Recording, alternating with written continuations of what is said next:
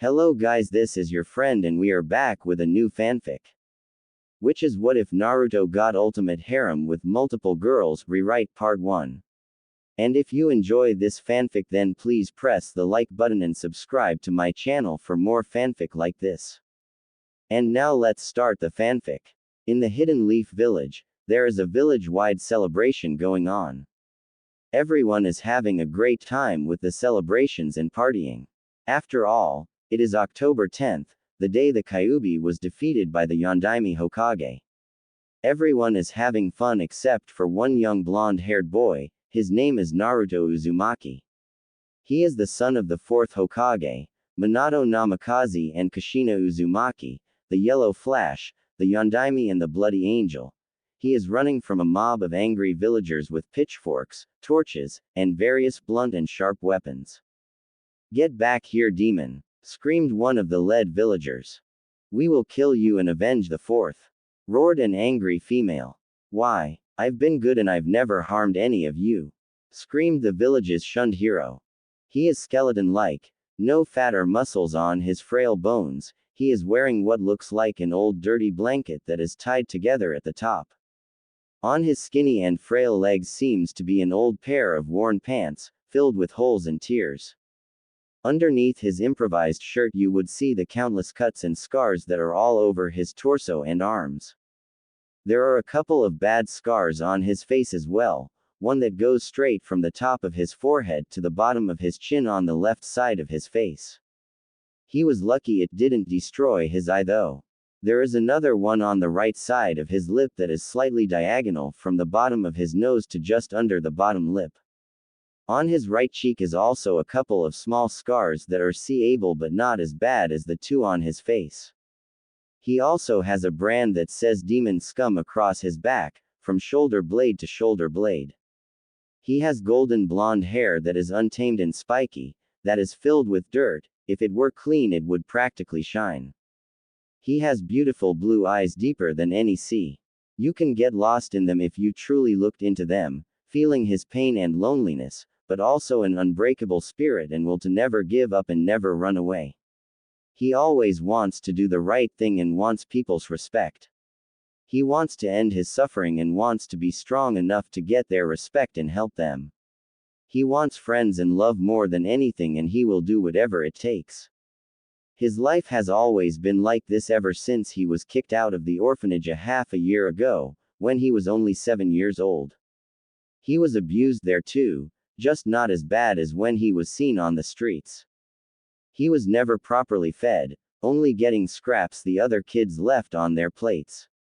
He was forced to sleep in a cellar on the cold and unforgiving ground. No blankets, no pillow, no warmth. He had cried himself to sleep many nights, desperately wanting warmth and someone to hold on to. Lately, he has slowly been closer to just accepting it. With all of his abuse, he is used to all the pain and suffering. He has been on the streets looking for food in the garbage for close to 5 months now, only recently has he decided to hunt. He keeps running, not wanting to just give in to the beating. He runs right into a dead-end alleyway. There seems to be no escape for him, although it wouldn't be the first time. He tries to hide behind some garbage cans near the back wall and wait it out. However, there are a few Chunin in the unruly mob of villagers screaming for his blood. The Chunin are able to sense him. "I can see him, he is behind that garbage can back there." Naruto instantly freezes, he can practically feel the ground shaking from their unorganized charge. The Chunin who spotted him started off the brutal beating with a chakra-powered punch to his head. Naruto is sent into the wall hard and is dazed and in pain, with blood coming down from his mouth and dripping off his chin. The other ninja in the group start to throw kunai knives at him and they stick into his arms, chest, and legs. They then grab him, and hold him to the wall. "Hold him for a second, Nanashi, let's stick him to the wall." A Jonin says venomously. "Good plan, Hoito." The newly named Nanashi replies. "Let's see how this feels, you disgusting demon. I hope you rot in hell for killing my wife and son." "But I didn't kill anyone. I want to protect you all and be a hero, please believe me. I don't want to hurt anymore." Our hero replies shakily but refusing to cry. Shut up. The Junin Hoito screams as he plunges a kunai deep into both of his shoulders and into the wall, effectively keeping him in place. Then the beating begins. Punches, kicks, bats, knives, hammers, and other weapons that the mob could get their hands on constantly hitting his small and weak body. He does what any normal person would do when feeling all of that pain. He quickly loses consciousness. Foolish humans, a voice growls out angrily, disgusted at the treatment of the boy. How could they treat the boy like this? It's not his fault that the queen of the bijus, was sealed into his stomach. I will help you, Naruto-kun, the voice thinks quietly. Naruto is floating on the surface of the 1-foot deep water and starts to stir. Looking around in this dark and ominous room, wondering what happened and where he is. Where am I? The villagers must have finished torturing me and threw me into some type of ditch. He says to himself quietly. I don't know why they treat me so badly and call me a demon. Why? I'm a good boy and haven't hurt any of them like they say, and I've never wanted to kill them or anything either, so why? He asks again, thinking he is all alone. He starts to tear up a bit and lets a few tears fall down his whiskered cheeks. Don't cry, little one. A booming voice speaks out. It sounds rough, but there is something else there that Naruto can't quite pick up on yet. It is almost a pain tone that seems to calm him down as he quietly cries. Come over here, the voice suddenly speaks out again without warning and scares Naruto, who can't see anything. Who's there? Where are you? He asks, slightly scarred as he starts to get into a sloppy defensive position. The fox, seeing this, starts to frown, not wanting him to be defensive and hide himself from others who might want to be his friend. I can't believe the villagers did this to him. He shouldn't be like this. He should be a happy little boy with lots of friends and people to love.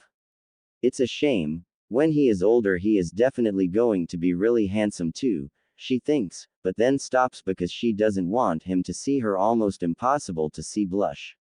Don't be scared, little one. I promise I won't hurt you. Just follow my voice and you will find me. Slightly reassured, Naruto starts to go to the last spot the voice was heard from, only to see giant metal bars that look like a cage. They look like they go on forever up into the darkness that covers the entire ceiling. On one of the bars in the middle there is what looks to be a piece of paper that says seal on it. But that is not what gets Naruto's attention. It is what is in the cage that got his undivided attention. Completely in dark, with the floor just as flooded as every other spot, sits a fox. Normally this would be no big deal, but this fox was different. With crimson fur, it has 9 matching tails, matching eyes, teeth so sharp they look like they could easily pierce through steel, and was as tall as the Hokage monument. He instantly paled to a perfect white, not knowing that the fox was never evil at all. Wow. He manages to murmur out in the presence of the great crimson fox. Who are you? He asks, with his heart threatening to explode in his chest. I am the Kyuubi no Kitsune, the fox replies evenly. Naruto's face then scrunches into his own version of a thinking face. The Kyuubi. When did you get here? Are you the reason my life is so terrible then? The fox then looks really surprised at that, but quickly looks down with a guilty expression comes across her face. You are correct, Kit, and I want to say sorry. I never meant to attack your village of Konohagakure, she explains quickly and calmly. What do you mean? Are you saying it was some kind of accident that should have never happened? And where are we? Naruto questions skeptically, with a little anger in his tone. It was kind of like that. I was controlled into attacking the village. I never wanted to kill all those innocent people of Konoha. And this is your mindscape. I've been here ever since you were born. She says quickly, fighting tears of guilt for ruining the life of someone she respects and admires. She has felt terrible having to watch the boy that she thinks is so strong for sticking to his own ideals suffer by the people that he still wants to protect. She wants to be his friend and has just recently thought maybe more when he is older. Not that she wants to admit it, she is just hoping that he accepts her and her explanation. I see, But can you please explain more so I can fully understand that story? He asks. It is a long story, so I will give you the easiest version and the shortest version. She says. I was your mother's prisoner before yours. Her name was Kushina Uzumaki. I respected her and we were on good terms with each other. On the day of your birth, the seal on her stomach was the weakest. This means that I could have gotten away easily, even if I never intended to. A man who I believed to be Madara Uchiha, then came and kidnapped your mom and released me. After he did that, I looked into his eyes by mistake and his Sharingan took control of me. Madara then forced me to attack that village for his own selfish revenge. After a while, your father Minato Namikaze, the Yondaime Hokage, showed up and sealed me into you, his own son. At the mention of his mom and dad he had frozen. He had always thought of his parents and whether or not they had just abandoned him or died for the village. He starts to cry for the first time in months, finally knowing a small amount of information of his parents. Is my mom gone then? He asks through his cries. The fox, letting a single tear slide down from her crimson eyes, replies, unfortunately she is Naruto-kun, she truly missed her previous host. Quickly composing herself she continues, she would have wanted you to be happy, Naruto-kun. She loved you very much and so did your father. But Gigi told me they were just some ordinary ninja who died fighting you. He lied to me. He yelled, getting angry at the thought of one of his only precious people lying to him. He did it to protect you. Iwa hated your father for demolishing their forces in the last war. If they heard he had a son, they would have killed you or abducted you before you could even open your eyes. She screamed back, instantly freezing him in his place and stopping his upcoming rant. Seeing that he calmed down, she starts to finish her story. You should never question someone until you are sure that you have all the facts. He loves you just as much as you love him. You are family to each other. Besides, he didn't necessarily lie, he just didn't tell you everything, but on a good note, I believe your bloodline has awakened. Bloodline. Are those the things that the weird white-eyed people have? He asks, calming himself down completely. Very good, Naruto-kun, she replies. Then she suddenly figured out she had added the kun suffix to his name and blushed a bit in embarrassment, hoping that he wouldn't catch it, and he didn't. She inwardly sighs for his denseness. But she is also impressed with his knowledge so far at his age. Anyway, it is like those people, the Hyuga, I believe. Yours is not a dojutsu though, it is more of a body-type bloodline called Shinku Tsubasa. Crimson Wings, huh? Sounds pretty awesome. He replies childishly. Can you tell me what exactly it does, Kyubi-chan? He yells, doing his best from jumping up and down. Blushing from the chan suffix and smiling at his playfulness, she explains, of course I can, Naruto-kun, I am the queen of the Bijus after all, okay to Santa. Queen. Naruto interrupts, you're a girl fox. I am. Would you like to see my human form? She asks playfully. Her grin widens when she sees his nodding. Okay, just 1 second, then she is suddenly covered in a dark red light and begins to shrink. In her spot is now a teenage girl about the age of 17. She has bright red hair, with a beautiful and flawless face. She has crimson eyes matching her fox form and tails and fox ears on the top of her head. She has a killer body, which he can tell by the almost see-through tight, crimson kimono. All in all, she is breathtaking to look at, and Naruto is blushing like crazy, trying to stop his already shaking knees from giving out on him. He just walks closer to the cage, lost in her beauty. I take it you like what you see, she says teasingly. Wah, what are you talking about? He stutters out, trying but failing to hide his increasing blush. Thinking of ways to change the subject, he asks, weren't you saying something about my bloodline? You're no fun, Naruto-kun, she purrs and grins, seeing his increasingly red face. But you're right, the Shinku Tsubasa or Crimson Wings bloodline is a very strong one. You will eventually be much stronger if you start to wear weights during runs. When you have enough weight on, you will unlock your wings. They will be blood red colored wings and you will be able to fly. You just have to make sure that you train your wing strength with your weights on to get them stronger. You will fly much easier with the weights off if you do. Also, your body will have a slightly higher tolerance for weights than a normal person. Your lungs will also be able to adapt to wind pressure very easily as well, so you will be able to fly at any height with ease, short of going into space, of course. That sounds awesome. I can't wait to unlock my wings, but the villagers won't sell me anything and I have nowhere to live and nothing to eat. I'm also being beaten as we speak. He says, reverting to his shy and guarded personality now that he was finally feeling comfortable in Kyuubi's presence. The Kyuubi, seeing this, frowns. We are going to have to break that shy and reserved personality of his and get him some friends, she thinks sadly, but is also happy that he accepts her and is comfortable with her. Go and see your Gigi and ask him for help. You should have done that a long time ago. Don't worry that he is busy. He will always be there for you. Don't tell him we can talk yet, and don't ask about your parents either. We can tell him when you are older. Also ask if you could get a trainer or someone to help you who doesn't hate you because of me, she says, sounding guilty at the end. Don't blame yourself, Kyuubi-chan, because it's not your fault.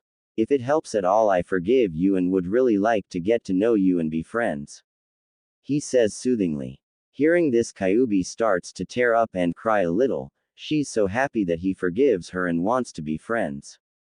Thank you so much, Naruto-kun. I would love to be your friend too, she replies as she grabs him into the cage and gives him a massive bear hug. Holding each other for a short while more, they reluctantly let go. It's time for you to wake up now, Naruto-kun, and remember what I said. Just go directly to the Hokage and ask him for some help. Okay, Kyuubi-chan, and thanks for everything. I really appreciate your help healing me and being my friend. Goodbye for now, he replies softly, saying his goodbye and fading away.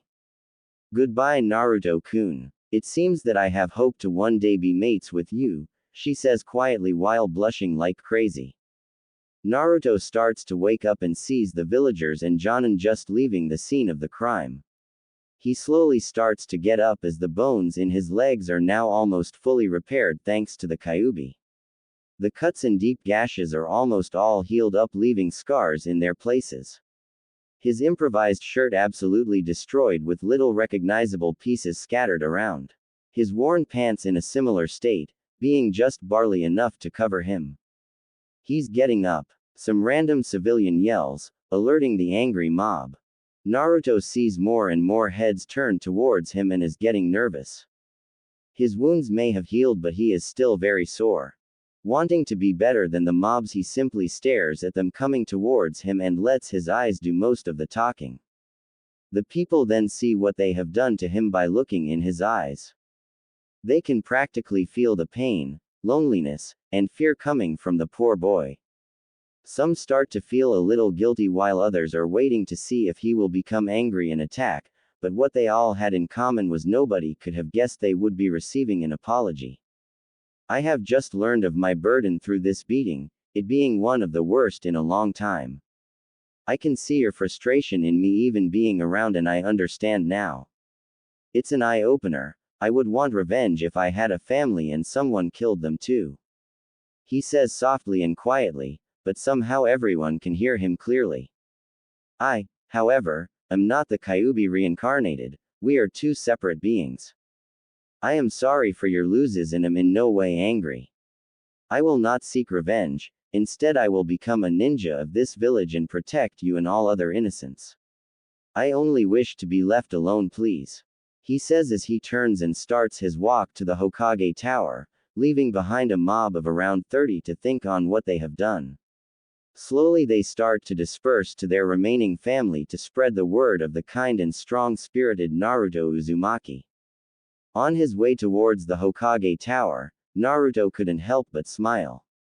He has a friend who will always be around and could never leave his side. He also felt a little bad that she is a prisoner and would probably never have met him if she wasn't, though. But a friend is a friend in his 7-year-old mind, and he will cherish all of his friends. Speaking of friends, his first and oldest friend has just put away a crystal ball. It is that old third Hokage, the Sandaime, Hiruzen Sarutobi. Sigh. Naruto is probably very unhappy. I hope he isn't too upset. The old man thought with a frown. I hope he can forgive me for failing him. Yondaime-sama, Kushina-chan, I am sorry for the beatings that your son has suffered, but I promise I will help him become a great shinobi. He is brought out of his thoughts as he hears a knock on his door and his secretary's muffled screams from the other side of the door yelling at someone. He's busy, you little shit. Now get out before I call the Anbu on you. The secretary yells. So he gets up, opens his door, and sees his favorite orphan outside and a red-faced secretary from all the yelling she was doing. Nishima, he calls in his famous commanding tone, the one that could freeze even the most veteran shinobi in their tracks. The woman, now known as Nishima, yelps in fright and turns around quickly to see the third Hokage right behind her and pales when she sees the stern look on his wrinkled face. I have tried to tell you that Naruto is always welcome whenever I am not in a meeting. He is a nice young boy, and if you can't see that, then maybe you are not qualified to be my secretary. You are fired, so don't come back. You will have until noon tomorrow to pack your things and go, am I clear? He talks calmly yet strongly at the same time. But I've had this job for 5 months now, you can't just fire. She stops talking as his glare hardens and he starts unleashing a small amount of killing intent on her. Feeling her life practically flash before her eyes, she just nods dumbly and starts packing her things.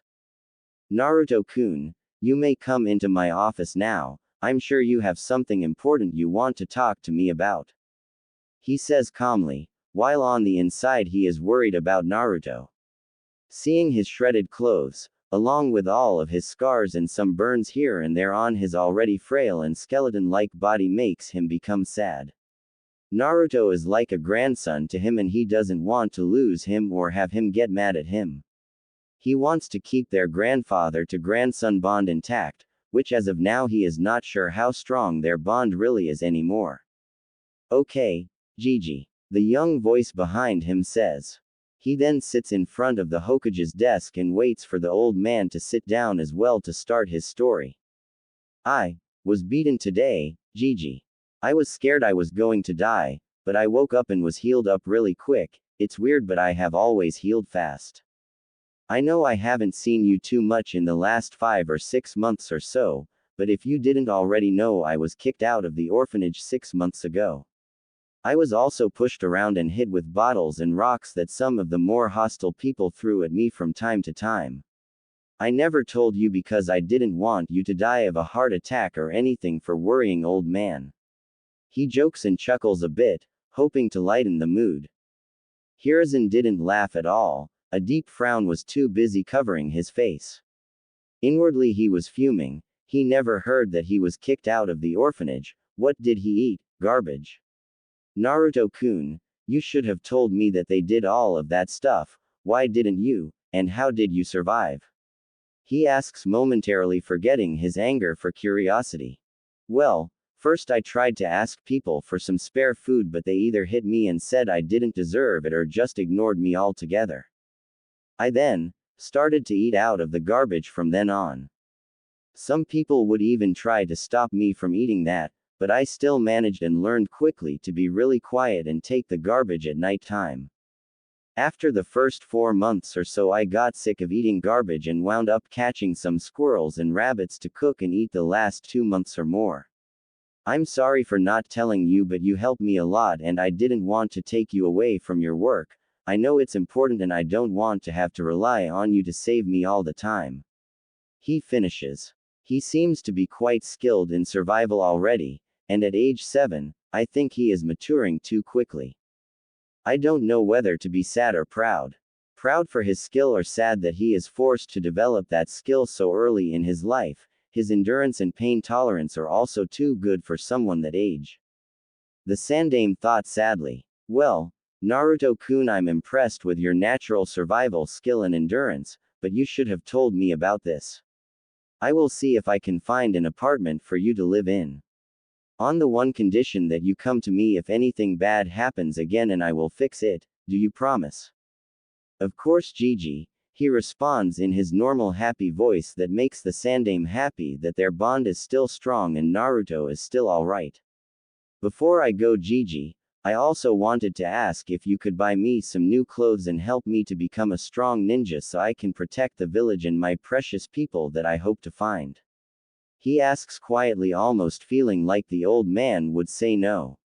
I would love to help you be a ninja, Naruto-kun. I could help you unlock and use your bloodline, called the Shinku Tsubasa. It might already be awakened due to the heavy beating you received. He replies while frowning and still feeling guilty. Also, we will get you some new clothes and supplies. You can't be a ninja without some good ninja clothes, and a good ninja is always prepared for everything, so I will buy all your clothes and supplies. Hiruzen adds. Awesome. Gigi, that would be great, and I promise to help all the people of the villager through the good times and the bad. I will be just as good a ninja as you, if not better. I promise you that, and I never go back on my word. Naruto shouts enthusiastically. I know you do, Naruto-kun. That is a great quality in any man, and I'm sure you can surpass me in time. Now let's go get you those clothes, and then we can go get ramen. He says, seeing that his story has taken a good amount of time and it is now around dinner time. He then grabs a nearby blanket to cover up the young blonde boy in his office. Alright, ramen, you're the best, Gigi. Naruto shouts and starts jumping up and down in excitement. On their way to a nearby ninja clothing store, the Sandaime can see the angry glares cast at his young companion. Fools, not even being able to tell the difference between a young boy and a nine-tailed fox. While Naruto, however, is mildly surprised at seeing the glares. Well, that's not entirely it, he is surprised at the lessened amount of glares. He even saw some of the people who beat him earlier. Some of them looked at him with clear guilt in their eyes, and some even waved and smiled at him. There were still other people who looked past him and ignored him, and some of the usual glares and killing intent, but not as much as before. Shortly, they arrived at the store they were going to. It looked like any normal store to Naruto, but he also thought it was just a cover-up, as he could almost sense something off about the store. They then enter, and immediately Naruto's eyes widen in surprise. Wow! The Sandaime chuckles at his grandson figure. Wow is right, Naruto-kun. I'm assuming you thought it was just a normal store by the appearance outside. That was a genjutsu to make the store look normal to civilians, but a good ninja will be able to break it. The genjutsu also acts like a marker. It pushes away civilians but attracts ninjas to the store. He explains. Wow. Do you think I could learn something like that too? Naruto asked, hoping it was a yes, as he would like to try to hide some of his scars, mostly the branding across his chest that says Demon Scum. That is his most painful injury, not just physically but mentally as well. It is a reminder to him all the time. If you can get your chakra under good enough control, you may be able to use some genjutsu, but not a lot. You have too much chakra. The higher ranked ones would be somewhat doable due to how much chakra it takes, but other than that you will not be capable of using genjutsu to do any real damage to an enemy. He explains carefully, knowing it might upset Naruto. Oh, I see. Naruto replies somewhat sadly, wanting to be good at every aspect of being a ninja. But, I will just have to be that much better in the other areas of being a ninja, isn't that right, Gigi? He replies with tons of confidence. Hiruzen just smiles at his determination and nods. Can I help you out today, young man? A gruff and strong voice suddenly sounds out. A man? Well, man isn't really the word Naruto would use, more like a bear. The man is easily 6 feet 5, probably weighing around 300 to 350 pounds, all mostly muscle. He has a full beard that is short and well trimmed. All in all, he is a scary-looking guy. Naruto pales in fear slightly before remembering that his Gigi is there with him. Also, not sensing any hate in his voice helped out, so he just smiles and nods at the man.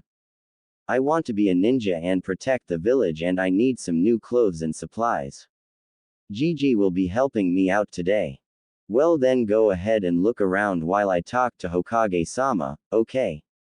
The bear-like man replies.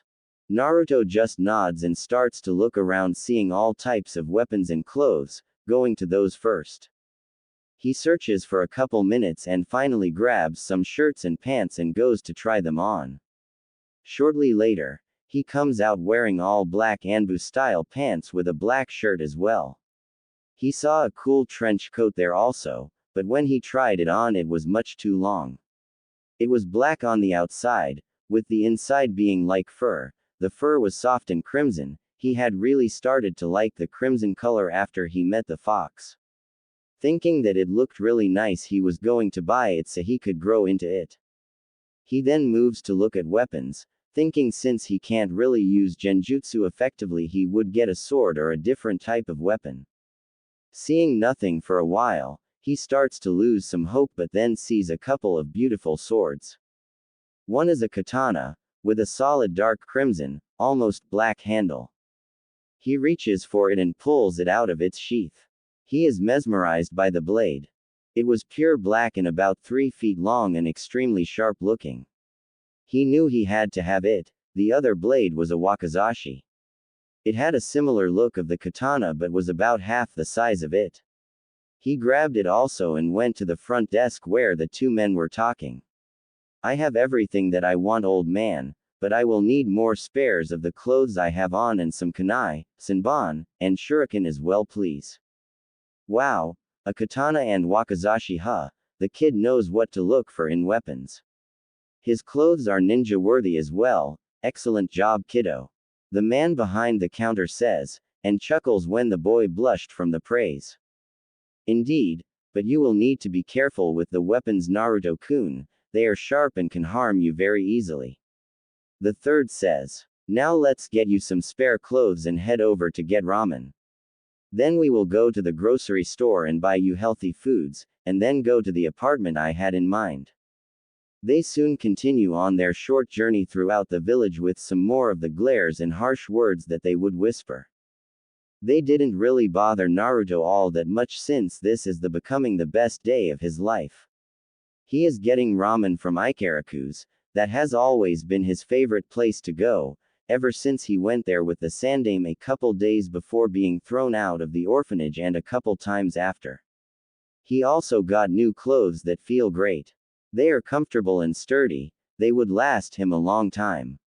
On top of all that, he got ninja supplies and a couple blades to practice with. He is brought out of his thoughts when he smells something godly. The smell of fresh ramen. He starts to run to the stand drooling. The Sandaime just chuckles at the boy's enthusiasm. Tuki Gigi, I'm back and starving to death over here. I hope you can make enough to fill me up. Naruto yells as he sits in his usual spot. Is that you, Naruto-kun? An old voice calls out. The voice belongs to a kind-looking old man around the age of the Sandaime, maybe a little younger. Naruto-kun. A newer and younger female voice calls out. That would be Ayame, Tuki's daughter. She is younger, being only a little older than Naruto. She has brown eyes and brown hair. She is very cute to any sane man, but she is more of a sister to Naruto. She is currently wearing an apron, as she works in the ramen stand with her dad. I'm here again, Ayame Ne-chan. Naruto calls out just as excited as she is, but instantly loses his breath as he is grabbed into a vice-like hug by Ayame. Where have you been all this time? She asks angrily. We've been worried sick about you. The last time you were here was months ago. She sees herself as his sister-like figure in his life, also and him as her brother-like figure. She has been really close to him and always feels the need to baby him, even though she is only a couple years older than him. Hey. Busy, I guess. Sorry, Ayame Ne-chan, he says sincerely. He hates it when she worries over him, but also knows that he couldn't live without it. He loves her like a sister and Tuki is his own father. Well, it's just good to have you back, Naruto-kun. I'll get started on your usual order now. Tuki says and quickly gets to work on Naruto's average of 10 bowls. The first of many is then placed in front of him and he just stares for a while and drools over the godly smell of the ramen. Itadakimasu. he says and devours the bowl in less than a minute. Shortly after the reunion and everyone watching Naruto in an almost fascinated horror as he eats all 15 bowls. He and the old man say thank you and goodbye and head out of the stand. It is now getting a little dark out and Naruto is really tired and anxious to get to his new home. Soon the old man leads him into a slightly run-down apartment building. It's nothing special at all, but Naruto doesn't care. He has learned from early on that you should always treasure what you have. He enters through the door to room 120 and finds it to be an acceptable place to live. There is a kitchen with all the needed appliances, and a table for 4 with 4 chairs. The bedroom is small with a one-person bed, but is good enough because he probably won't spend too much time in there anyway. Across from his room is a small bathroom with a toilet, a shower, and a sink. There is a cabinet above the sink for his toothpaste and other bathroom things. Thank you for everything today, Gigi. I really appreciate it. This is the perfect place for me to live in. Naruto says after they filled up the fridge with all the healthy food they bought. He almost started tearing up, but he doesn't want to be seen as weak. It's okay, Naruto-kun. I will always be around for you if you need help. Also, I would like it if you met my grandson Konohamaru. I'm sure you will both get along. Now, before you go to bed, I will put some gravity seals on you. These will increase the amount of gravity you feel on you at all times. So when you take the seals off, you will be much faster and stronger because you will be fighting the pressure. Also, you will be able to adapt a bit when you're sleeping. I'm going to start to at about 3 times gravity. People with your bloodline do have a better resistance to gravity, which is why you're skipping levels 1 and 2. Okay, Gigi, can you do it quickly? I am really tired out from today. 1 minute, Naruto. True to his word, it was only about a minute for him to finish the seals, and he could tell Naruto was having trouble and started to chuckle when he heard Naruto's groaning. Now, Naruto-kun, I thought you wanted to be a strong ninja, so no complaining. I will take time off tomorrow to show you some basics and then find you a private instructor or instructors after that. Good night, Naruto-kun, the kind old man says and shunsons out of the room. Man, I have got to learn how to do that soon. That would be awesome. Well, time for bed. I start my ninja training tomorrow. He says quietly to himself as he forces his body to take him to his bed under all the added gravity. I will train harder than anyone and become a legend. Everywhere I go, people will recognize me. All the people will all look at me with respect, while my enemies will cower in fear when in my presence. I will become known as the Shinku Tsubasa no Takai, aka the Crimson Wings of Death. He thinks as he lets sleep take him. Naruto is still in bed in his new apartment. It is around 6 in the morning. Unfortunately for him, the sun is beginning to shine into his eyes and he starts to wake up. Aw man, I'm still tired. Go away, stupid sun. Finally realizing that complaining won't make the sun disappear into some black hole, he gets up. Alright, can't be complaining about getting up. If I do, what will I do about training? He then takes his morning shower, savoring the feeling of finally being clean for his first morning of living on his own.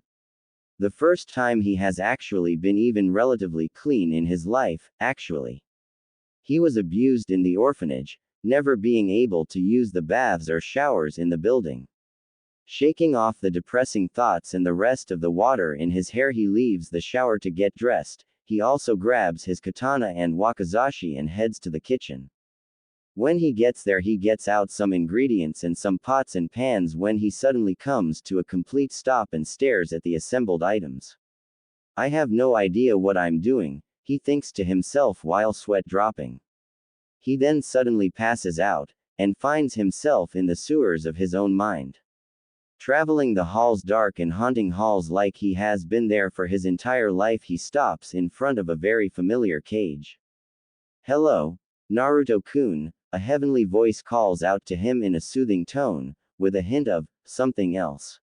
I may be able to help you, but first you have to help me. It's only a minor thing, so don't flip out or anything. Our favorite prisoner says. Hey Kyubi-chan, good morning to you too. He replies teasingly. What is this deal, and what would you like in return? Oh, how silly of me. Good morning Naruto-kun, would you like a good morning kiss as well? The clever vixen in human form replies, making him blush. Score 1 for the Queen of Bijus. She thinks triumphantly. Wah! He starts only to be blocked out by her melodious laughter. Haha, you should know better than to try and out-tease a vixen Naruto-kun, she replies while almost going to the floor from laughing so hard. Anyway, getting back on track here, all I want is out of this dingy and dirty water. Not released, yet at least, I just want you to change your mindscape into something suitable for a beautiful vixen like me to roam around in. I think I can do that, but how would you help me in the real world? Sounding a little irritated for being made blush. Well, after you change the mindscape to my liking, we can set up a mental communication. I can then teach you things from talking inside your head to you. Whenever you want to reply, just think it and allow me to hear it, and I will. If you don't want me to know what you're thinking, I will not have access to that certain thought. You have to want me to hear it for me to be able to.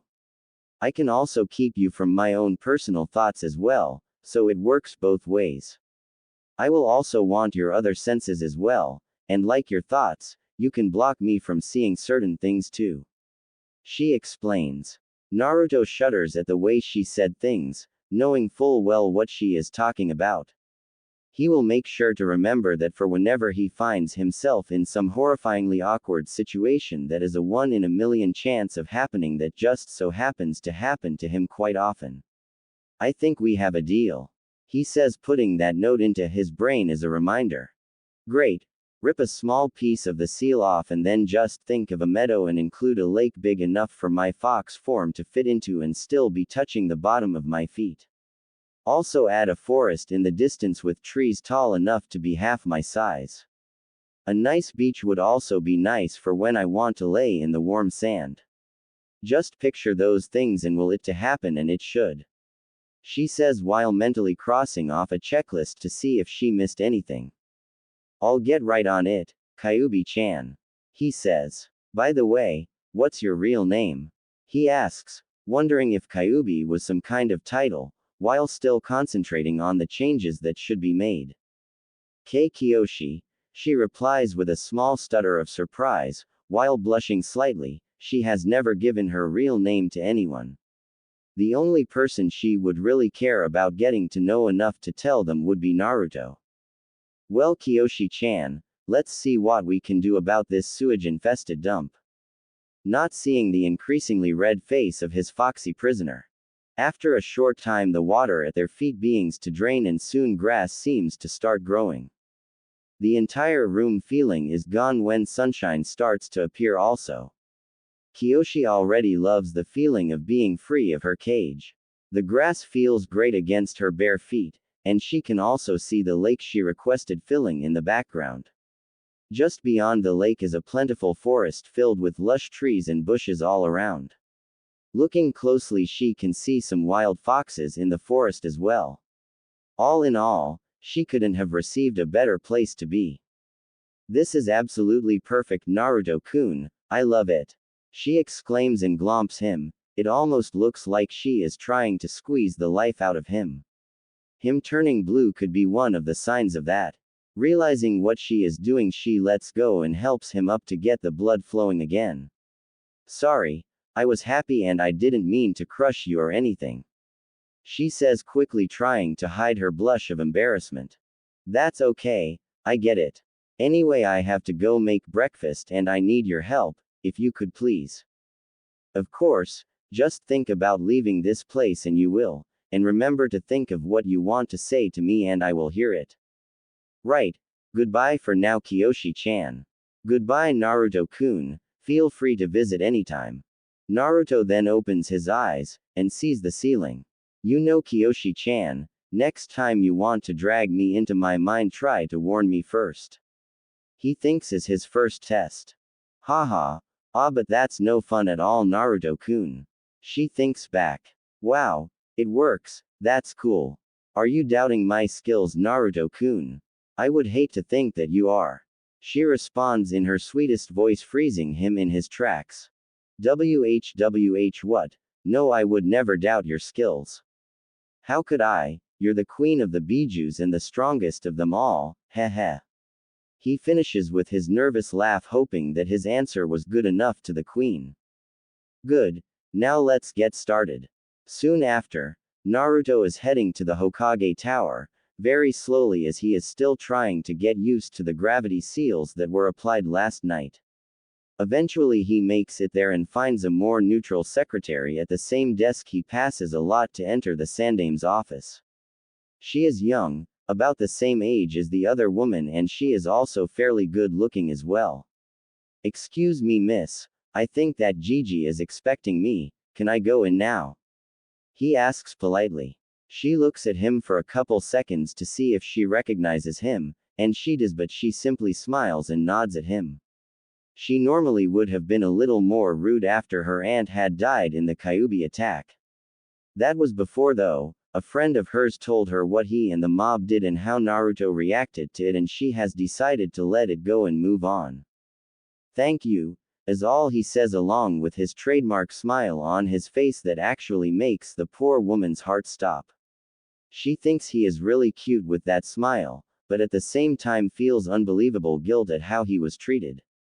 She also smiles at how strong a boy he is for keeping his sanity. Why, hello there, Naruto-kun, I'm surprised to see you here this early. It's only like 8 a.m. I guess you were really serious about your training. That's always a good thing. He says approvingly. Now, before we begin, there are some things you should know. I will not baby you in your training at all, actually I'm going to make it harder on you. The academy starts in about 1 year and I want you to have full access to your wings before you get there. I also want your wing strength to be able to carry you for a couple hours with all your gravity seals still on. He says, dead serious. Naruto could only gulp and nod dumbly. On top of that, I have found you a couple of different instructors for the different aspects of being a ninja. Don't worry though, they will not glare at you and they will treat you fairly. I have also told them not to go easy on you though, but I'm sure you can handle it. You will meet them at a later time, most likely tomorrow. Now let me grab some scrolls from my filing cabinet and we can go. As they leave the office, Naruto can hardly control his excitement. He is walking faster than normal while the old man next to him smiles at his enthusiasm. His grin grows when he thinks about all the torture he will be going through in the next year before the academy starts. As soon as they reach the training ground they were moving towards with nothing special happening on the walk towards it, the Sandame begins to explain some things to the young blonde. Alright Naruto, these scrolls contain some katas for taijutsu and another contains some kenjutsu. I want you to have these. There are some other scrolls for the basic academy ninjutsu that you will need to know to graduate. I also have prepared a scroll of a couple different chakra control exercises and some basic fuinjutsu. The control exercises will make it easier for you to use ninjutsu and genjutsu. Fuinjutsu, although rare around here, is extremely useful and you can do almost anything with it. It is also very effective, and I have a hunch you will be a natural at it. He says while avoiding telling him that he is part of the Uzumaki clan before he thinks he is ready. Naruto, Fuinjutsu will help you a lot in the future just like he said. But what he isn't telling you is that your clan, the Uzumaki clan, were the best Fuinjutsu users to ever live. Kyoshi thought to him without Sarutobi being able to tell. Naruto doesn't outwardly show that he is surprised, but he does get excited at learning the things his clan excelled at. Awesome Gigi, thanks a lot for the help. I will master all of this stuff easily before I enter the academy and I will pass at the top of my class. He shouts determinedly.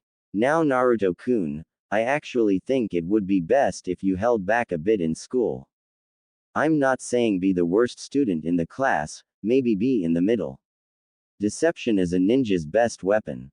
And mastering what's in those scrolls isn't the only thing you need to do, you know. You have to keep your body healthy and strong. You will do grueling physical exercise every day and keep increasing your gravity seals like I showed you each time you get used to them. When you unlock your wings, I want you to strengthen them along with all your other muscles.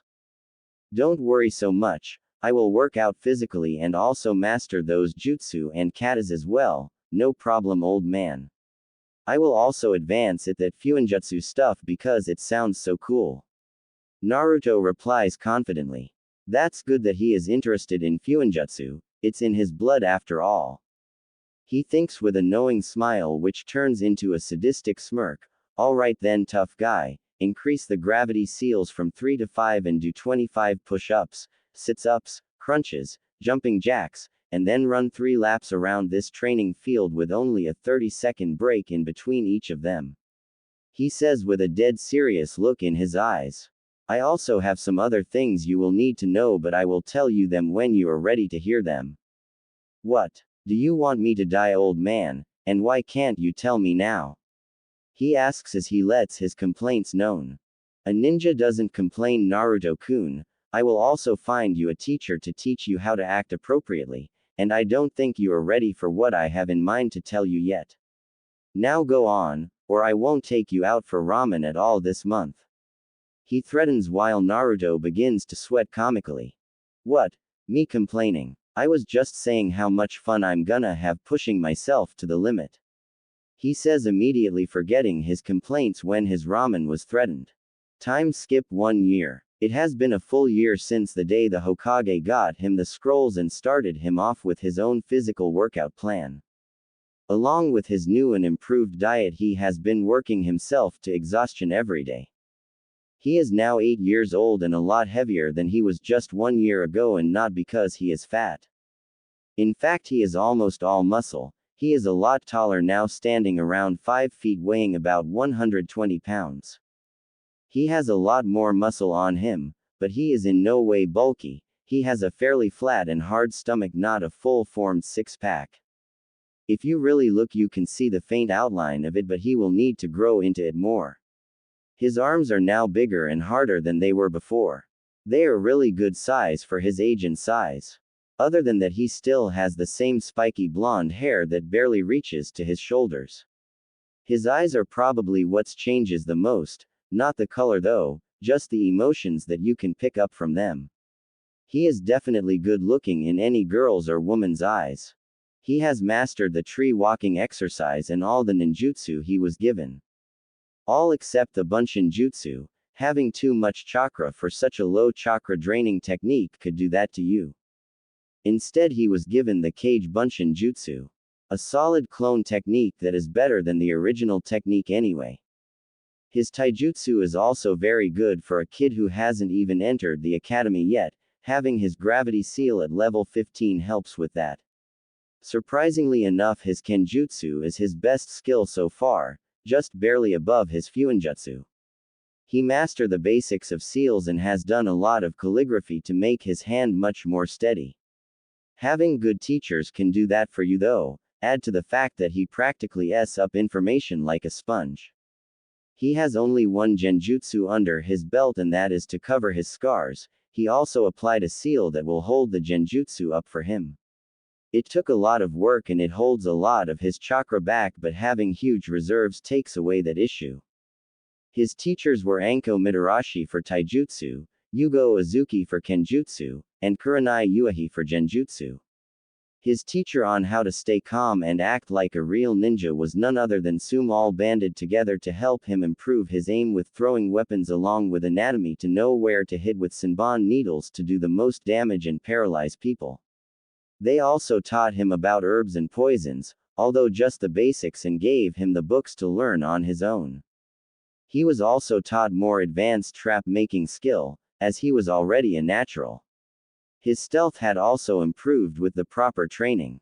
He also knows basics of how to dispel genjutsu and how to find if he is in one, but his amount of chakra is just too much to learn much of actually making any, other than the most chakra draining ones. Anko, Kurenai, and Yugo were all great friends and always talked to one another about everything. They have all started to admire the younger blonde boy. They thought it was strange though. They, being about 7 or 8 years older than him, thought it was a problem and didn't bring it up for a while. Soom was his teacher because she knows how to be forceful and can get her point across easily. She also started to get some minor feelings for the young boy as well, but thought it was a little inappropriate. Not that she cares, she will do what she wants, and listen to no one. She does want him, she just doesn't want him yet. She can sense the alpha in him, and him being kind and respectful towards women helped out a lot too. Plus he is going to be so hot when he grows up a bit more. Other than learning all of those skills, he also unlocked his wings. They are as long as he is tall, about 5 feet, but they will grow along with his height. They are a dark crimson color looking like a gargoyle's wings. Search up Goliath the gargoyle on Google, it's the same except the wings are a crimson color, almost blood color. They are strong too. He has trained them to carry him for a good amount of time with his gravity seals on. He has also been having some thoughts about his extremely attractive teachers. Anko has dark purple hair that has help up behind her head, making a pineapple-like shape. She wears a brown trench coat over a fishnet shirt that leaves little to the imagination. He has tried to get her to wear something more to cover up her C-cup S, but she would just tease him relentlessly, usually leaving him with a bloody nose and a cherry red face. She also wears a burnt orange short skirt that are a little too short, but he has to admit he likes it. What he really likes though is her personality, it being somewhat similar to his own. Kurenai is a stunning woman with a brunette hair color that goes to the middle of her back. She has beautiful crimson eyes that also remind him of his wings and Kyoshi's eyes and hair. With all the crimson, it has quickly become his favorite color. She is calm and collected and hates perverts. Which is why he tries not stare too much at women. She wears a red dress that is pretty tight and squeezes her B-cup S. She also has some white tape on her legs and arms. Yugo is a bit different than the other two. She has a similar hair color to Anko, but she keeps hers down. She is a bit quiet but is also loyal to a fault. She wears standard Anbu gear being and wears the Neko mask. Soom is a feral-looking woman that has relatively short and spiky brown hair. On her cheeks are the traditional red marks, similar to all the Inuzukas. She is a bit rough around the edges, but Naruto doesn't care, and she is also a lot older than him. Her being about 25 years older, not that it really mattered to him. He liked her and that is all that mattered. Kyoshi was also around and helped cover anything of the little things that Soom may have missed. Naruto also found himself getting these weird feelings towards her and the other 4 women. He would have to talk to the old man about it later, but right now he is headed to his first day at the Ninja Academy. Naruto has also developed a strong bond with the Sandame's grandson Konohamaru. Konohamaru always enjoys his time with Naruto and has called him his brother many times. Naruto loves being called an older brother and likes spending time with Konohamaru too. Walking along on his way to the academy dressed in a dark gray t-shirt with black pants on. He also has his black trench coat with the crimson fur on the inside on and left open. He has his katana at his side and his wakizashi strapped horizontally to his lower back with a belt that holds his coat closed. He was just minding his own business when he sees someone nearby. He sees a girl his age whimpering quietly walking in the same direction as him, while looking around almost frantically. She has a dark blue almost black hair with pale white eyes. She is wearing a heavy-looking beige jacket that makes it hard to tell how developed she is, while wearing some dark blue ninja pants. All in all, Naruto finds her to be quite cute. "Hey, what's wrong?" he asks quietly as he walked closer to her. "Eep," she squeaks, not hearing him approach her at all. She finds him to be quite stealthy. The girl turns around while wiping a stray tear from her eye and then stares at the boy. She instantly looks away with a mild blush on her face. She recognizes this boy. She has seen him running through the village pulling a woman who is dressed very inappropriately in her mind through the village while she was standing on a heavy-looking wagon filled with rocks. That would be Anko's style of workout, all right. She was curious about him and followed him around that day. Ever since then, she has been watching him from a distance. She really admires his strength and never give up attitude. Hello, how are you doing today? She asks quietly and shyly. If Naruto didn't have enhanced senses, he would not have heard it at all. I'm doing good. What about you? And why are you looking all over the place? He replies back soothingly. I was going to the Ninja Academy for my first day, but I'm scared. What if I'm not good enough?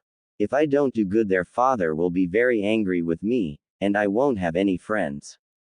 The girl replies sadly. Is that all? He replies, smiling his fox-like smile, making her heart turn to mush. I'm on my way there too, and I can help you out, no problem. I think that you'll be a great ninja if you work really hard at it. My name is Naruto, by the way, Naruto Uzumaki. It's nice to meet you. He says politely while trailing off, hoping for her to tell him her name. My name is Hinata Hyuga, heiress of the Hyuga clan. She responds meekly. Hyuga, huh? I think I've heard that name somewhere before. You guys have the Byakugan Dojutsu, right? He asks her curiously while they both continue towards the Ninja Academy. Yes, we do. I haven't activated mine yet though. I think my father is displeased with me. She says while looking down and getting sad. What will Naruto-kun think of me if I can't even activate my bloodline? He must think I'm really weak and pathetic, just like father. No need to worry, Hinata-chan. I'm sure you will get a strong Byakugan soon enough. You just need to work hard and build up your confidence. I'm sure you will be a great kunoichi someday. He says with a smile that takes her breath away. Thank you, Naruto-kun, she says after a couple minutes of processing what he just said to her. He believes in me, and thinks I'm going to be strong. I can't let him down. I have to be strong, and then maybe he will like me as much as I like him. She thought with the reddest face you could possibly imagine. They soon make it to the academy to see a bunch of students entering the building all at once, crowding the place. Naruto and Hinata make their way into the doors and head to their class, both secretly wanting to be in the same class. Naruto finds Hinata to be cute and interesting. He also feels the need to help her with her confidence. Hinata's reason is a little obvious. She wants to be by his side all the time and get close to him. Soon they both find themselves in front of one of the rooms in the building for new students just starting the academy.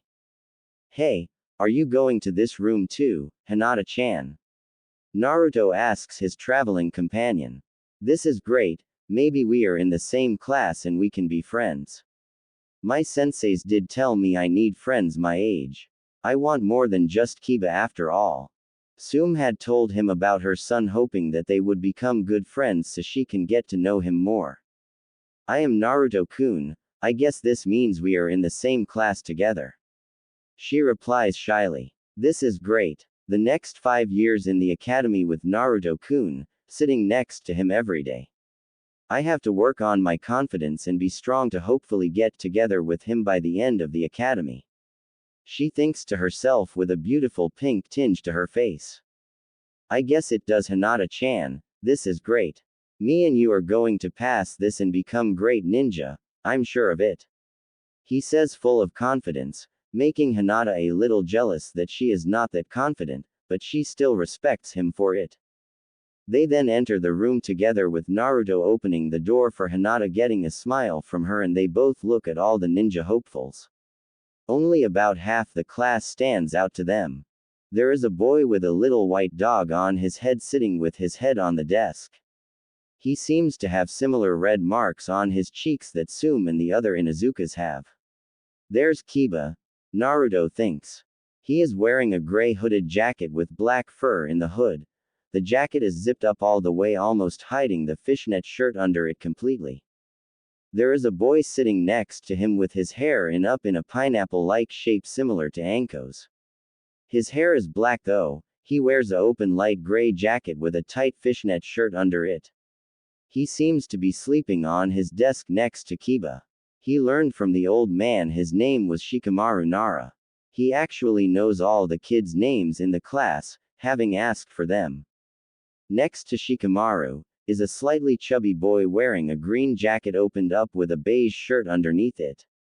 He also had a white scarf around his neck. This would be Choji Akamaiki. Up in a secluded desk all by himself is a guy wearing a big green jacket with the hood on his head. He has brown hair that is straight and hangs out of the hood a little. He is wearing some small black sunglasses and has a stoic look on his face. Naruto's gaze rests on him for a while, that is Shino Aburame. He is the heir to the Aburame clan. He is interested to get to know him due to hearing of the stoic attitude of most Aburames. On the other side of the room are a pink-haired girl wearing a red dress that hangs over some short blue ninja shorts.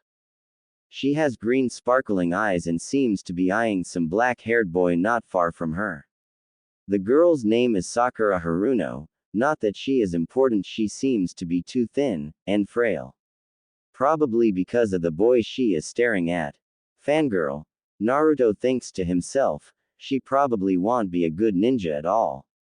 She's cute, but not cute enough for him to start going for fangirls. Next to her is a pretty-looking girl with light blonde hair and teal-colored eyes. She is wearing a purple shirt that ends halfway down her stomach. Covering her stomach is some white medical tape. She also a purple-colored skirt to match her shirt. On her arms are white arm bands that only show off a small amount of her shoulders. She is also staring at the black-haired boy across from them. She is not watching as intently as Sakura, but she is staring a bit. Her name is Ino Yamanaka. The black-haired boy they are staring at seems to be brooding with his hands latched together holding his head up. He has black hair that to Naruto, is shaped like a duck's. He is wearing a blue shirt with the Uchiha clan symbol on the back of it. He also has similar arm bands to Ino. He has white shorts on and looks mean and indifferent to the two girls staring at him. That is Sasuke Uchiha. His family was killed by his older brother not too long before the academy started. Because of that he just sits quietly and broods all the time, so not many girls are too interested in him at all. Only Sakura seems infatuated and Ino has a small crush that will probably end sometime later. In front of the class was a man wearing the standard Chunin outfit. He had brown hair in a ponytail. He also had the Konoha headband on with a blue cloth holding the plate on his head. This was their primary Chunin instructor, Iruka. There was another man talking to him, possibly about the curriculum and the new students. He had light blue hair, it was almost white. He had his Hayate headband, not sure how to spell it, as a bandana with the plate on the front of his head.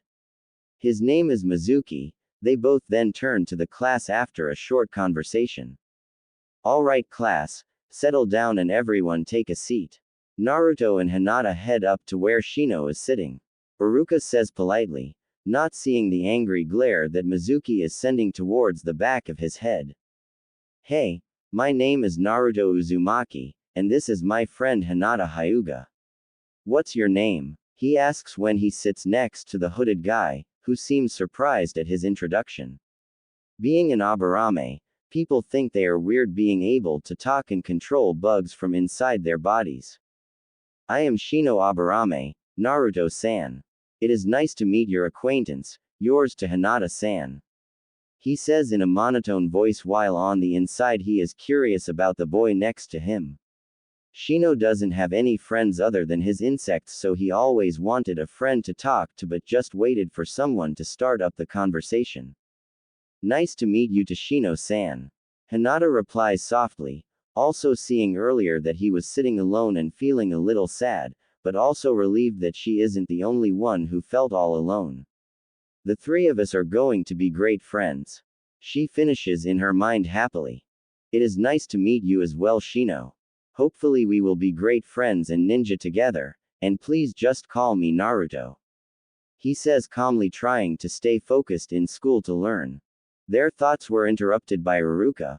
Alright, this is the Ninja Academy and we will be teaching you how to be successful ninja of the Leaf Village. I am Iruka Yumino, and this is my assistant Mizuki. We will now go through roll call. Shino Aburame, followed by a quiet, present. This went on until Naruto Uzumaki. Iruka didn't hate the boy, but he still didn't trust him very much. Nonetheless, he called his name calmly and nicely, receiving a here. He would treat him like any other student and try to be fair to him. He has heard the stories about his abuse, all of the ninja in the village have. Most of the ninja respect his strength, knowing how hard it is to stay sane in the cruel ninja world. Only a small percentage actually don't like him, while some were indifferent. Mizuki is probably the only one to actually hate his guts anymore though. In the first year we are going to learn about the history of the Leaf Village. Followed by some regular lessons on economics, math, write-a-tongue, and some of the other civilian teachings that everyone should know. The second year will be a little bit more advanced civilian teachings and we will begin some physical skills and more hands-on learning, like kunai and shuriken throwing. We will also be doing some exercises and outdoor survival teaching along with stealth and how to lead a team. The third year will be the continuation of physical skill with an addition of starting some basic taijutsu and muscle building workouts. We will also work on some speed and refining your stealth. The fourth year will be ninjutsu theory, followed by teaching the most basic jutsus that may just save your life in any battle. We will work on those until you have mastered them completely. The fifth and final year we will be putting all the ninja fields together and reviewing the academy jutsus. We will refine your speed, strength, and taijutsu and prepare you for your ninja career. Time skip 5 years. Naruto, wearing his normal clothes with his katana and wakizashi in the normal places at his side and horizontally on his back respectively, is seen walking around the village. He is now 13 years old but looks older, around 16 or 17. He is basically a clone of the fourth Hokage, but with whisker marks on his cheeks. He is around 5 feet 10, weighing about 200 pounds of mostly muscle. His six-pack is now fully defined to the point that it looks like Kami carved it from the hardest stone imaginable and sculpted a masterpiece. He is ripped, with bulging biceps that are not too big, but just perfect in a woman's eyes. His hair is still around shoulder length, not wanting it to get too long, but it is still as spiky and untamed as it always was. His beautiful blue eyes make any woman almost faint from the sight of him looking over at them. His innocent expressions forcing them to do everything in their power not to jump him on the spot. He has made a good impression on the teachers of the academy. Most of them, even the ones that didn't necessarily like him, say he is easily at low to mid chunin level. His kenjutsu is downright deadly. Most people would hate to go head to head in a sword fight with him. His taijutsu is also really good, but not as good as his kenjutsu. His ninjutsu is also good. With his good control of his chakra and kage bunshin, he has a pretty strong set of jutsu from his senseis, having been taught the secret of kage bunshin. He still only has the one strong genjutsu from Kurenai to hide his scars with. Other than that, nothing that is effective works for him. He has also become quite adept in fuinjutsu as well. He is not a master by any means, but he can tell a lot of different seals out from others and eventually break them down and learn how they work. He is easily chunin, maybe even tokubetsu jonin, but he purposely let his academics drop a bit after that, aiming to be just average. He really just wanted to stay with his best friends Kiba, Shikamaru, Choji, Ino, Hinata, and Shino. He had made a lot of progress towards the civilians as well in the village, with about 70% respecting him and liking him. Around 15% still don't like him but leave him alone, and the last 15% are just plain indifferent. Hinata and Shino have become closer to Naruto also. Hinata is in love, but she has been all along. Shino has found a good friendship between them as Naruto constantly defended him against some bullies. He sees him as a great person and friend. He also knows how Hinata feels about him but has chosen to keep it to himself. Hinata has grown much better as a ninja and person. She is much more confident, not stuttering at all around anyone anymore. She is one of the best girls in the class. Shino has also become more outgoing due to being around Naruto for the 5 years they were friends. He now talks much more than he did, not just talking when he felt he had something relevant to add. Kiba quickly became one of Naruto's best friends in the academy also. He is loyal and always helps out. It is probably because he can sense the alpha material in Naruto. Akamaru, Kiba's companion, also likes Naruto and will obey him when needed. Naruto also met Hana early in the year, who is Kiba's older sister, and they instantly became close friends. Hana heard from her friends all about Naruto and admitted that he sounded interesting. She also talked to Anko, Kurenai, and Yugo about sharing the blonde hottie after a couple years of friendship with him. The kids in the class see him as a really cool and nice guy, and everyone at least gets along with him. All except Sasuke and Sakura, they seem to hate him for some reason. Naruto spent time during the 5 years getting some extra training from his senseis that trained him before the academy, becoming closer and closer to them. He is starting to get worried about having to choose one of the girls to date. That's why he is on his way to the Hokage Tower to ask his Gigi for help. When he gets to the Hokage Tower, he greets the receptionist that is the same one who was working there for the last 6 years now. They quickly became friends, but nothing more than that. They got along quite well with each other. Then he sees the old man behind the desk grumbling something about paperwork and how it is the bane of his existence. Hey, Gigi, I came to ask you for some help. Oh, and what do you need help with, Naruto-kun? He asks, genuinely curious. Well, I wanted some advice. I really came to like my senseis, but I also like Hinata from the academy. I was wondering if you knew what I should do. He asks timidly, a little embarrassed to be asking him a question like that. The old man just grins at his grandson's predicament, knowing full well what he is going to say to him. He is trying his best to hold his laughter for when he sees the look on his face. Date them all, he says simply. What? I can't do that to them, they deserve better than that, and besides, they hate perverts. There is no way they would agree to share me. He says, frowning. Remember what I told you all those years ago, something about me telling you when you're older. Well, that time is now. You see, you are the last of the Shinku Tsubasa bloodline. It is much too rare to let die out, so the council has agreed to place you under the CRA. That is short for the Clan Restoration Act, and you will need to marry multiple women. Naruto just blanks out and stare for a while, then does what most would do, passed out. Well, that went well, the old man thinks while laughing uncontrollably. Shortly later, Naruto wakes up and looks around to find himself on the ground in front of the Hokage's desk. Wow, old man, I just had the craziest dream ever. I came to you and asked for dating advice, and you told me I was under some Clan Restoration Act or something. He says, shaking his head from the haze. I did, Naruto-kun, you need at the least 10 to 15 wives. He says calmly, while grumbling about, young and lucky bastards. Naruto's jaw hits that ground at that, 10 to 15 wives. That is a little ridiculous to him, but if he has to have at least 10 wives, then all the girls he likes will be with him, and maybe more that he meets along the way. Am I going to be included in your giant harem, Naruto-kun? Kiyoshi purrs to him suggestively.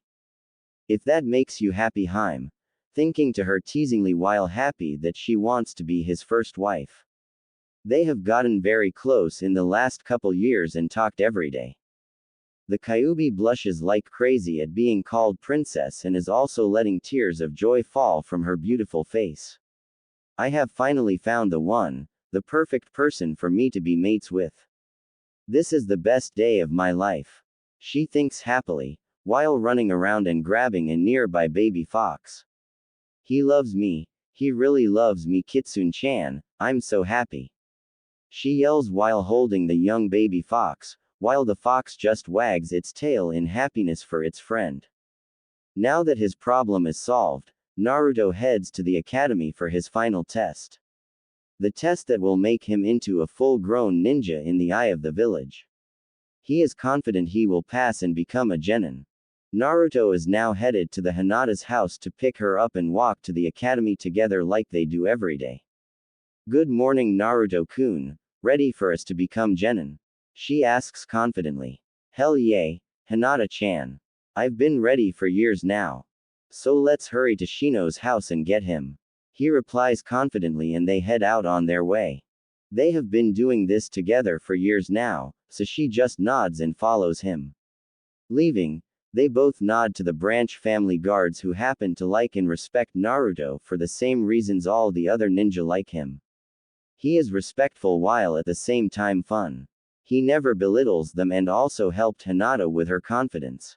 The branch family loves Hinata and can't wait for her to take over as clan head and get rid of their curse seals.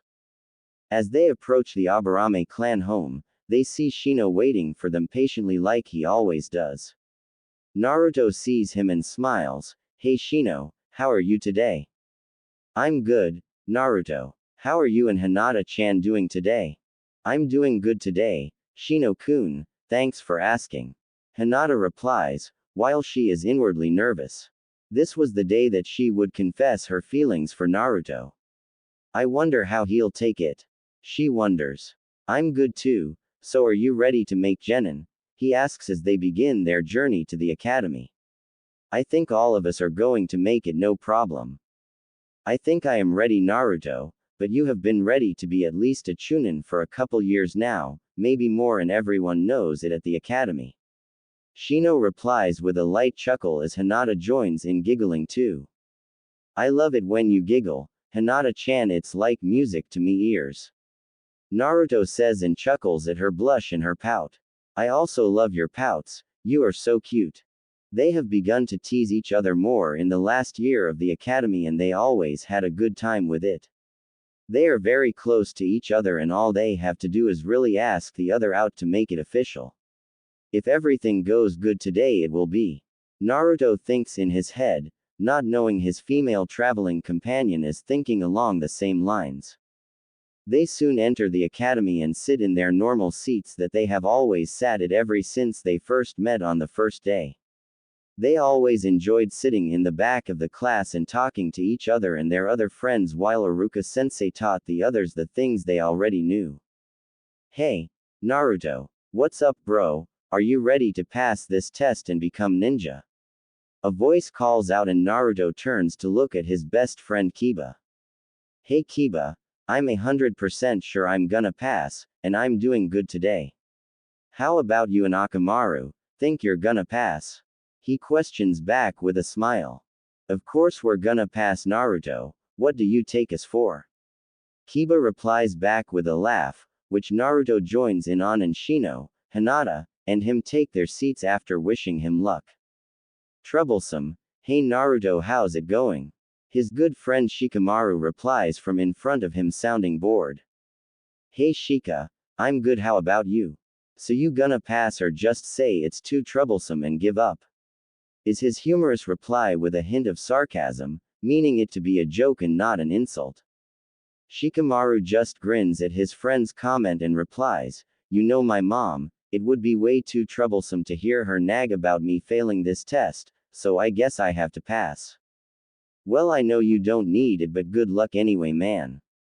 Naruto says back. Alright, class settle down. Iruka says trying to calm the teens down, it doesn't work.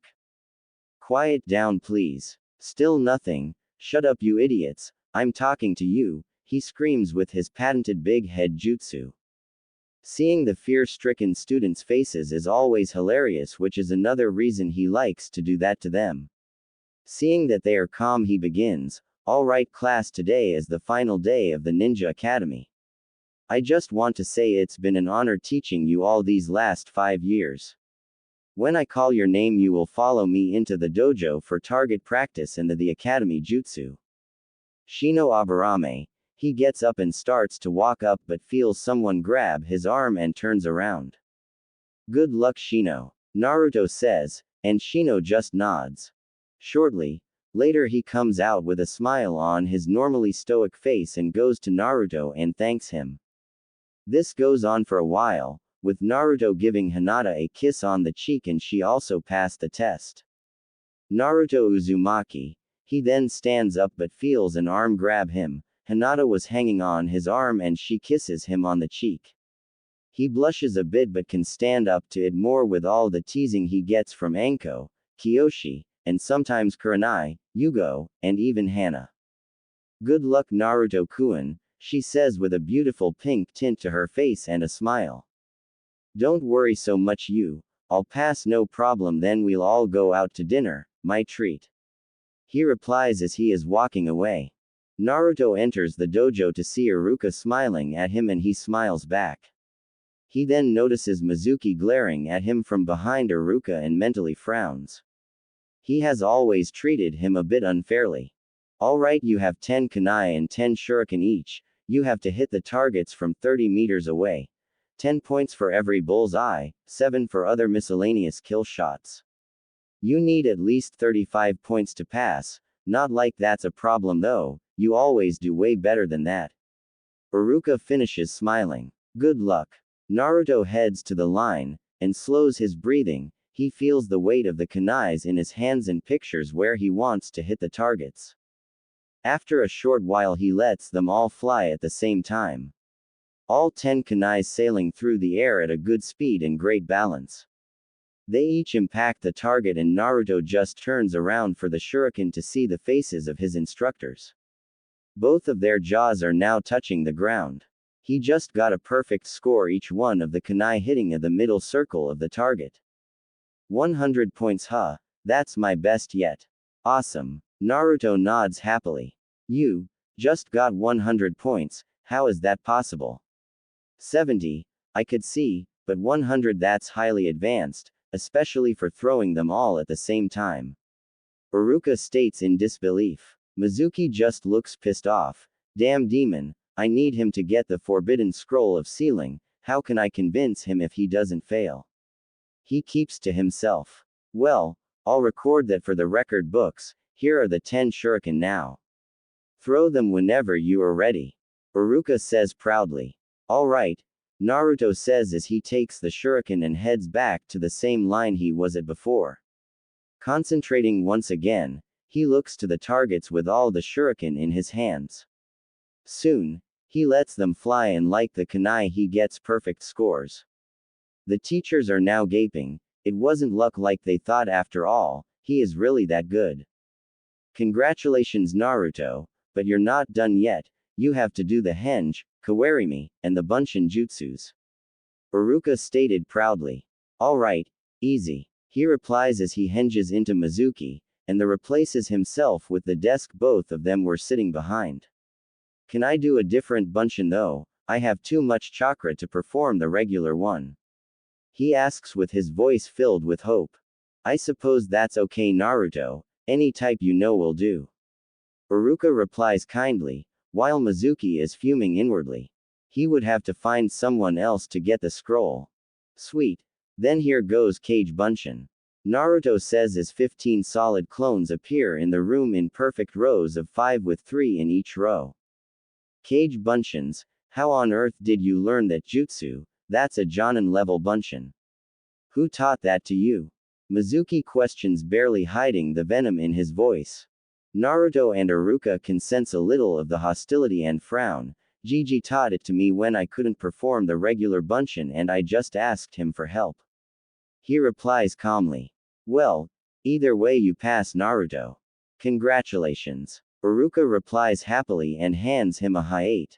Naruto accepts it and switches the regular blue cloth for a crimson one and puts it on his head and spins it so the plate is on the left side of his head instead of the on his forehead. Naruto then enters the regular classroom with his best smile, making most of the girls blush from his good looks. He actually had many fangirls in the village instead of Sasuke because of how he acts all the time. He takes his seat in between his two best friends and they congratulate him on a job well done.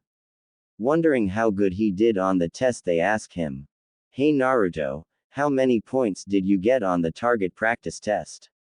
Hinata whispers while Shino listens in, also curious about his answer. I got 200 points. He whispers back like it's no big deal and grins both of their shocked faces. Team placements will be next week in this same spot around 8:30 a.m., so don't miss them for anything. Iruka states as the new genin leave the school. With the day at the academy done, Hinata, Shino, and Naruto head over to his favorite spot, Ikaraku's. Hey Ayame Ne-chan, can the new ninja of the leaf get some service over here? Naruto asks playfully as he sits down. Ayame then looks at him and smiles while walking to the other side of the counter and hugging him tightly. Congratulations Naruto-kun, you too Hinata-chan and Shino-kun. Thanks, they all reply together. Ayame then gets to work on their usual orders, seeing them eat there often made her remember them by heart. So, do you two know of anybody who didn't pass the test of our grade? Naruto asks. He had heard about the fangirls all failing. Well, most of your fangirls failed along with Sakura Haruno. Shino replies while somewhat happy that they will have less fangirls to deal with. Yay, that's all I heard too. Hinata adds in. Me too, I heard the same thing, maybe if they would have trained harder they could have passed. Naruto says. Shortly after they get their food and start to eat while talking about everyday things. Suddenly Kiba with Akamaru, Choji, and Shikamaru all run into the stand wearing their new headbands in a hurry. Hey Naruto, you know that one girl, Sakura Haruno, right? She stole the forbidden scroll of sealing and the Hokage is ordering all ninja available to find her. Kiba says quickly while also trying to catch his breath. Well, catch your breath for a while, me, Shino, and Hinata will head out to search for her. I'll give you guys 1 minute to catch your breath and then go the opposite way that we go. Stick together and don't try to scare her off too much, alright, Hinata, Shino, time to go. Naruto states in a serious voice, the voice of a true leader. All of his friends obey him without question and the group of 3, 2 boys and a girl head out, followed a minute later by another group of 3, this one all guys. Alright you two, Hinata-chan, I need you to activate your Byakugan and search all around for Sakura. Shino, I need you to send your bugs out in all the directions we aren't currently going towards. I will also send out Cage Bunchins to search as well, understand? He says with authority and conviction that makes you want to follow him. Hi. They both respond and get to their tasks. I will alert you if my bugs find anything, Shino says. After spending around 15 minutes, Shino's bugs finally spot Sakura reading the scroll about a mile away from them to their east. Naruto, Sakura is about a mile to our east looking through the forbidden scroll. He says calmly. Alright, good job Shino, can you see her Hinata-chan? Naruto asks. Hi, but that's not all, it seems like Mizuki and Iruka-sensei are on their way towards her also. I estimate that Iruka will be there in 1 minute and Mizuki in 2. She says quickly. Alright, we should be there in about 4.5 or 5 minutes if we hurry. Start channeling more chakra to your legs and let's go. However, he sees they are tired. Never mind you two, you should rest up and I'll go on ahead alone. What? But we want to help you, we aren't too tired. Hinata says, trying to convince him to stay. He's right Hinata-chan, we won't make it in time, with his stamina he will make it, plus there are 2 senseis there to help. He will be fine. Shino says, acting as the voice of reason even if he wants to go too. Seeing his point, she reluctantly agrees, alright you go ahead and we'll catch up later. The 2 friends then sit down and watch him disappear into the night. Be safe please Naruto-kun, Hinata thinks. Naruto soon makes it to see Mizuki up in a tree and Iruka against an old shack with kunai surrounding him and one deep into his left leg. Sakura, don't give him the scroll, he is trying to trick you to take it. Iruka yells out. Don't listen to him Sakura, he is just trying to make it so you can't get Sasuke. He doesn't want you to find the man of your dreams. Mizuki says equally as loud as Iruka, and the worst part is Sakura is believing him. I'll get Sasuke-kun to love me no problem, Iruka-sensei must be jealous that I found true love and he didn't, she screeches dumbly. She then starts walking over to the tree Mizuki is in and is about to throw the scroll up to him. Hey Sakura, I wouldn't give that scroll to him, he is a traitor to the village and you're just playing right into his hands. Naruto calmly states as he walks out into the open. Haha, the demon huh, I never thought I would see you here. Mizuki taunts him. You probably want the scroll for yourself, but first, tell me, do you know why people seem to hate you?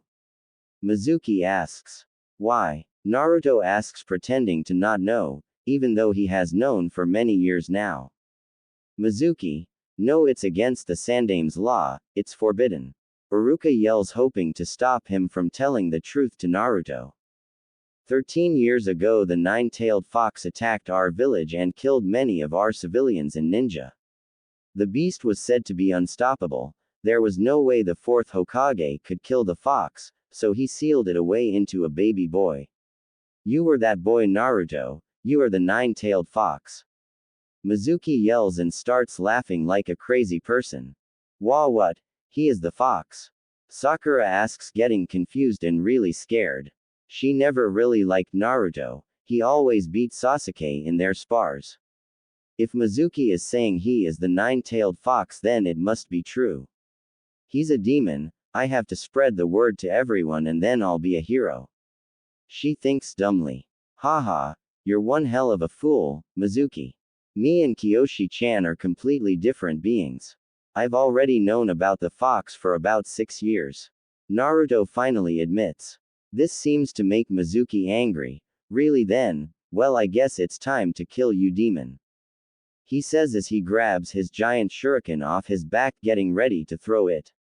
He then does, but something unexpected for everyone happens. As Naruto is reaching for his katana, Shino and Hinata jump in front of him and each throw a kunai to deflect the giant shuriken. Now Naruto is worried. What if they heard what he said? Will they still like me? He thought sadly, but he realized that it's not the time to be depressed, so he issues his orders. Shino, Hinata-chan, go and get Sakura and the scroll back to the Hokage while me and Iruka stay to fight. He says calmly, while still a bit scared of their reaction to him. They both look back at him, and appear to be thinking of what to do. Alright Naruto-kun, right away.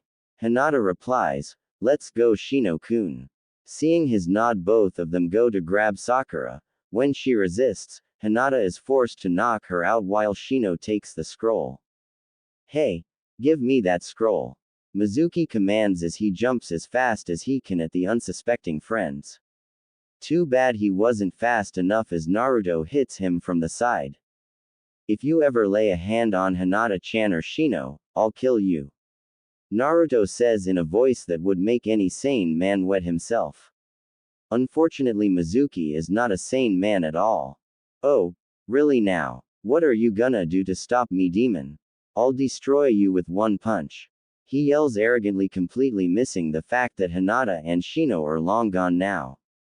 Try it, fool. Give me your best shot and I'll return it 1,000-fold. Naruto states in the same tone as earlier. Kage Bunshin Jutsu, his eyes then widen in fear. All around are hundreds of shadow clones. They are covering the area all around, in the trees and on the ground. Well, Mizuki-tem, if you're just gonna stand there, I guess we'll come to you. And Mizuki's eyes widen as they see all the clones waiting and watching Mizuki. Incredible, he can make this many and still keep going. Iruka thinks to himself as he watches in awe. What the hell? This must be the demon's power at work. Mizuki thinks as he could only stare in fear and wait for the beating of a lifetime. He doesn't have to wait long as all the clones jump down on him and start punching and kicking away at him, leaving only a bruised body in the shape of Mizuki left on the ground. Hey, maybe I overdid it a little bit. Naruto says, scratching the back of his head after the massive beatdown. That was incredible, Naruto. Good thing you made it here when you did. I could have been much worse off if you didn't. Iruka says honestly. Come on, you can help take me to the hospital. I'm sure Hinata and Shino have already made it back to the Hokage and are fixing the problem. In the Hokage's office, There are a bunch of Jonin standing patiently in front of Hiruzen's desk. Hey, Nai-chan, can you believe it? The Hokage is giving me a chance to be a Jonin sensei. Anko asks, standing next to all her friends, pretty much bouncing up and down in excitement. I think you would make a great sensei, Anko-chan, just try not to hurt them too much. Kurenai says playfully with a small giggle, with Hana and Yugo joining in on. Oh, that's no fun, Nai-chan, I won't have my team considered weak. It would make me look bad to the village, well, worse anyway. She says, getting a bit sad. She was always treated unfairly and hasn't had many people like her for being herself. The only ones she worried about liking her were Hana Inuzuka, Sum Inuzuka, Yugo Uzuki, Kurenai Uehi, and her favorite, Naruto Uzumaki. Kurenai, seeing this, tries to comfort her. Don't listen to what the other people of the village think, Anko-chan. She whispers softly to her friend.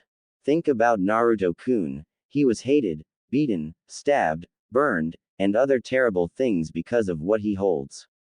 If he can deal with that, then I know you can deal with this. You're a strong woman after all, Anko-chan.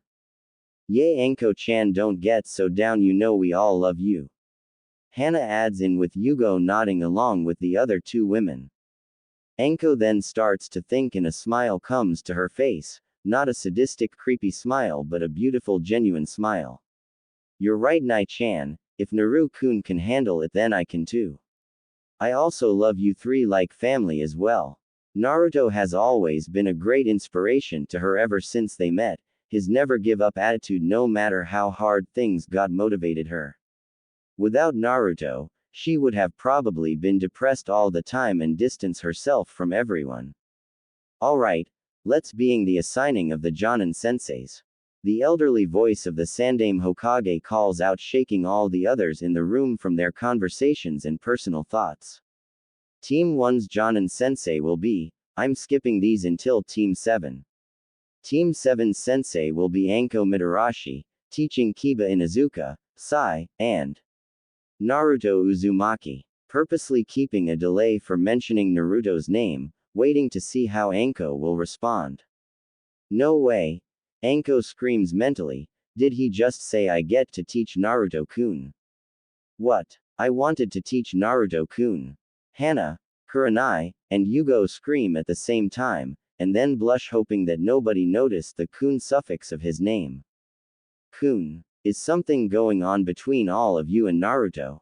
A lazy-sounding man with gravity-defying silver hair says. He wears his headband on a diagonal with it covering his left eye. He also has a black ninja mask covering his face up to the middle of his nose. Shut up, Kakashi. All the girls yell together, making him even more sure that he is right. The increasing blush on all four of their faces helps too. Well, Nai-chan, Hana-chan, Yugo-chan, better luck next time. Anko says teasingly, but on the inside is dying of laughter and crying out in joy at the same time. Moving on. Team 8's Jonin sensei will be Kurenai Uehi, teaching Shino Aburame, Hinata Hyuga, and Sasuke Uchiha. Team 9 is already made from last year, so Team 10's Jonin sensei will be Asuma Sarutobi, teaching Ino Yamanaka, Shikamaru Nara, and Choji Akamaiki. Back to the classroom, Naruto and all his friends can't wait to see whose team they are on. Naruto is sitting at their usual spot in the class with Shino. Hinata said she had to go to the bathroom. With that situation with Mizuki, I didn't confess to him, I should do it after school today. Hinata thinks with a blush. I'm ready to do it, I will after school. I could ask him to take a walk with me and go to the Hokage monument. Hinata agrees to this plan and starts to head into the classroom to her seat next to Naruto. What she didn't know is that as she moves towards Naruto, Sakura is telling everyone in the village that Naruto is a demon and that he should not be trusted. Some seem to listen to her while some of the ones who beat him stick up for him. This seems to spread as the others, who seem to listen to the ones who say he is not the demon but a good boy. This makes Sakura really angry. She stomps off going home because even with the forbidden scroll she didn't have enough chakra to use anything in it. Damn these stupid villagers, they should be attacking the demon and praising me, not calling me a liar. Hinata sits down next to the curious-looking Naruto. So, what took you so long? Thinking about me? Naruto asks teasingly. She was gone for a while and they never hide anything from each other, so he's really curious. Oh, nothing, Naruto-kun, she says, only serving to make him more suspicious.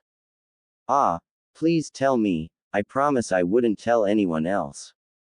Naruto pleads, making his best puppy dog eyes look. Seeing it, she is forced to hold herself to her seat to stop herself from glomping him at how cute he looks. Sorry, but you'll find out later, Naruto-kun, I promise. Hinata says while struggling to hold her resolve under his puppy dog eyes looking right at her. HMPH, Naruto just looks away and pouts, weakening her resolve some more, but she set up a perfect plan to break it to him and she wants it to be perfect. I'm sure she will tell you, Naruto. Just later, Shino replies, knowing what she is talking about and chuckling on the inside a bit. They are all brought out of their thoughts when they hear, "Good morning, class," or should I say Genin. Iruka says proudly, "This was a fun group of students to teach." Alright everyone, I just want to say I'm very proud of all of you, and it was an honor to teach you all. Now let's start the team placements. Team 1 will be, I'm skipping until Team 7 like I did earlier. Team 7 will be Naruto Uzumaki, Kiba Inuzuka and Sai under the Jonin sensei of Anko Mitarashi. Naruto and Kiba are happy to be on the same team and Naruto is happy about having Anko as their sensei, but he is a little sad that Hinata and Shino are not on his team, also he has never heard of the other person on their team. Hey, Iruka-sensei, who is Sai?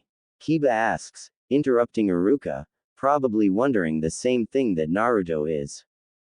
Well, there weren't enough students to pass the test, so Hokage-sama had found a suitable Genin-level ninja and added him to your team. Oh, okay. Team 8 will be Shino Aburame, Hinata Hyuga, and Sasuke Uchiha under the Jonin sensei Kurenai Uehi. Team 9 is already made, so Team 10 will be Ino Yamanaka, Choji Akamaiki, and Shikamaru Nara under the Jonin sensei Asuma Sarutobi. Iruka finishes. Hinata and Shino are happy to at least be on each other's team but are a little sad that Naruto isn't with them. They are also not too happy at having Sasuke on their team and are at least hoping that their sensei will keep him in line. They both already knew a little about their sensei, hearing that she is the Genjutsu mistress of Konoha. Ino Yamanaka is a little bit sad at not being on Sasuke's team but has been having some second thoughts of pursing him anyway. She just hopes that her other teammates are at least nice to hang around.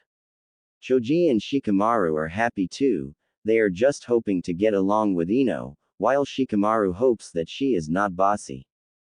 Sasuke is absolutely indifferent to his teammates, just hoping they won't get in the way of his ambitions. Alright everyone, wait here for your senseis to pick you up, and good luck in the future and keep the village as your number one thing to protect. Iruka says as he leaves the school. Alright, I'm gonna give all the Gakis my super awesome entrance, you guys should go in first and then I'll come in. Anko says with a grin. Fine, let's go then. Kurenai says, as she leaves the Hokage's office. This is going to be so awesome, I can't wait to see the looks on Naruto-kun's face when he sees my amazing entrance. Anko thinks to herself. As the students are all waiting, a new kid comes into the room.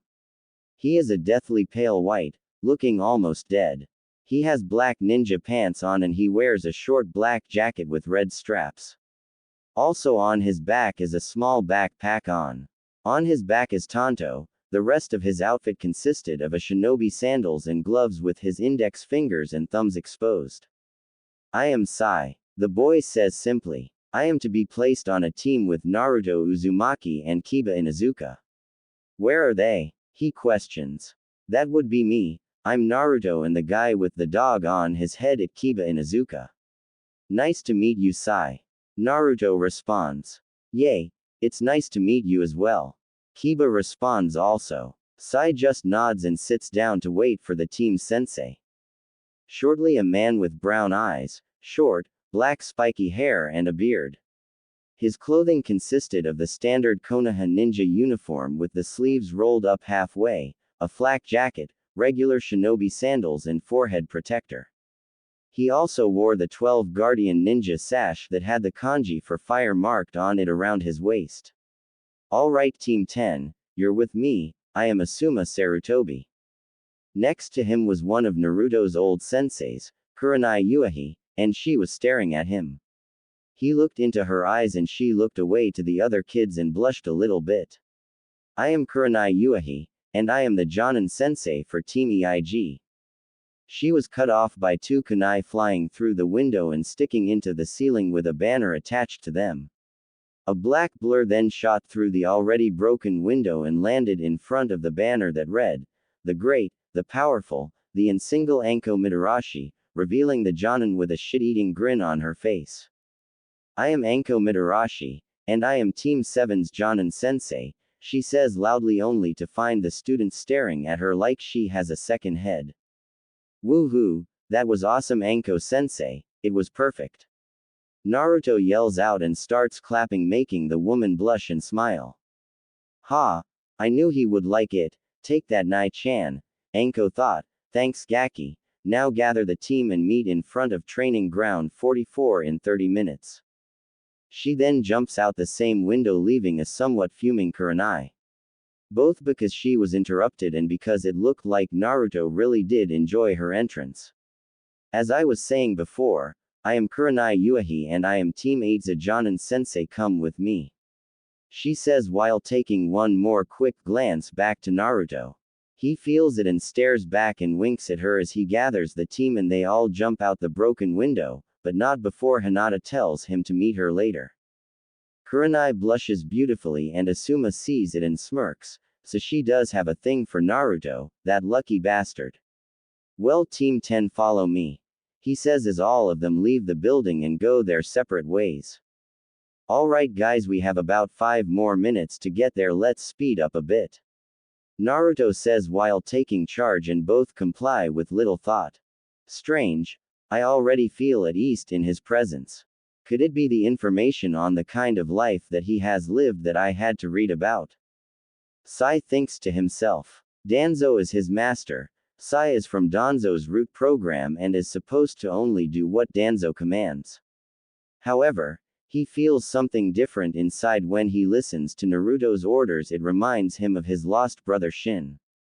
His voice is calming to me and it doesn't have any type of fear laced into his words to force me to follow, strange indeed. He finishes his thoughts as they make it to where Anko told them to. Not bad, the Gakis made it in time. Not too surprising with Naruto on this team, he is almost Jonin level already. Anko says mentally. Well, good work getting here, we will introduce ourselves and then be done for the day, you guys will have a test tomorrow after all. She says with a grin that makes them all shiver. I'll go first, I am Anko Mitarashi, I like my friends Kurenai-chan, Hana-chan, and Yugo-chan, and Sum-chan, I also love to eat dango and drink sake. I dislike perverts, rapists, traitors, child beaters, and anyone who judges people before even knowing them. My dream is to one day settle down with someone I love and have a big family. I'll go next then. My name is Naruto Uzumaki. I like foxes, ramen, my friends, the village, kenjutsu, fuinjutsu, and training. I dislike child beaters, rapists, and people who threaten my friends and my village. My dream is to be a legendary ninja, know all over the world when I grow up. I also want to rebuild my clan and have a nice family with the ones I love. Naruto finishes. Alright, name's Kiba Inuzuka, I like my friends, dogs, my companion Akamaru, and training. I dislike people who hurt animals, and people who screech and are too loud, it hurts my ears. I also dislike traitors and people who threaten my friends and villages. My dream is to be the best Inuzuka clan head and to have a family. Kiba responds. My name is Sai, I don't really know what I like and I don't dislike anything. I don't think I have any dreams. Sai finishes stoically. Weird. Everyone thinks together. Okay then. Like I said, go home and rest up for tomorrow. You will all be having a test to see if I will train you or send you back to the academy crying. Meet here at 6 am tomorrow. Ya nay, she says and shunshins out of there. Alright then. I guess we better prepare for this test then. Don't worry about it though, I'm sure if we work together we can pass the test. Naruto says and grins when he sees both of them nod. Alright then. Go home and rest and remember to get up early to get a good breakfast for tomorrow. I'll meet you guys here tomorrow. Naruto says and also shunshins out of the area to his apartment to get ready to meet up with Hinata. On his way over to the spot that he was asked to meet up with Hinata, Naruto begins to think of how he will tell her and the other women he is interested in about the CRA. I wonder how they'll take it. I hope they don't try to beat me into the ground. I do remember the time Anko caught me staring at her though. He wasn't hit or anything, just tortured with her teasing. I wonder which I could stand more, beatings or Anko's teasing. He wonders. In the distance he hears his name and looks to his beautiful friend coming towards him. I thought we could talk a walk, the two of us. We will be much busier now that we are ninjas, so let's have some fun. Hinata says and then they begin their walk towards the Hokage monument.